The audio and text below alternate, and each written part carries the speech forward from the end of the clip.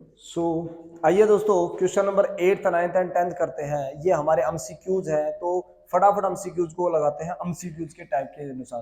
तो देखिए ए मैट्रिक्स आपको दे रखी है ए आई जे, क्या दे रखी है दोस्तों, ए आई जे एंड अम क्रॉस अन।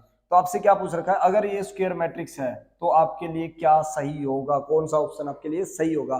तो इंट्रोडक्शन पार्ट में मैंने आपको समझा रखा कि एक स्क्वायर मैट्रिक्स मैट्रिक्स कब बोली जाती है, जब number of row is equal to number of column होंगे, यानी कि अम इज इक्वल टू में अन होगा, that is C option is the right option, C option is the right option. Clear है। सेकंड नाइन्थ पार्ट लगाते हैं फटाफट।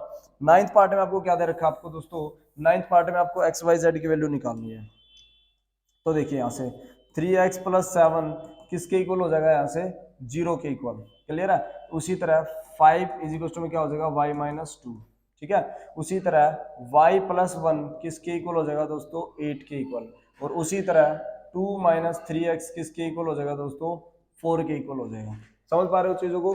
सो देखिए यहाँ से x की वैल्यू निकालूंगा, देन x की वैल्यू क्या आ जाएगी दोस्तों, यहाँ से -7 और x की वैल्यू आ गई दोस्तों क्या, -7/3। उसी तरह अगर y की वैल्यू निकाली जाए तो 5 ये इधर आ जाएगा +2 इज इक्वल टू y की वैल्यू क्या आ जाएगी दोस्तों, 7। ठीक है।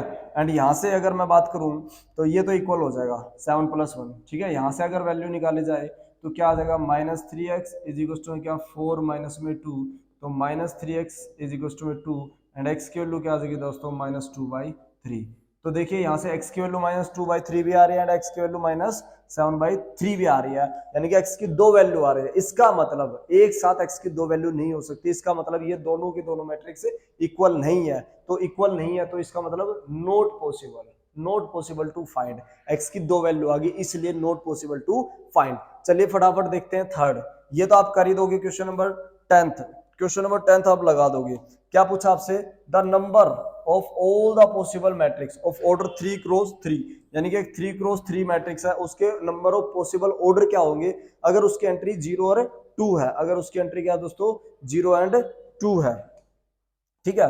तो 0 अगर 2 दो एंट्री है तो आप ये देख लीजिए दोस्तों कि उस वो ऑर्डर क्या है, उस ऑर्डर की पावर बना दीजिए। क्या बना दोगे दोस्तों, ऑर्डर, यानी कि अगर आपका एंट्री कितने नंबरों से है, 0 और 2 से है, 0 और 2 से अगर आपकी एंट्री है दोस्तों, 0 और 1 से, सॉरी 0 और 1 से एंट्री है, इसका मतलब एलिमेंट कितने हो गए आपके पास, दो दे रखे। तो 2 की पावर ऑर्डर, ऑर्डर कर दो, एंट्री जितने भी दे रखे, यानी कि आप ये बोल दो कि एंट्री की पावर ऑर्डर, एंट्री की पावर ऑर्डर। तो एंट्री कितने की दे रखी है, 0 और 1, तो यानी कि ये 2 एलिमेंट हो गए। ठीक है। और ऑर्डर क्या है, 3x3, सो 2 इंटू में 2 की पावर 9, दैट इज 512। तो ऑप्शन सी जो, सॉरी डी जो होगा वो राइट ऑप्शन होगा 512। ठीक है।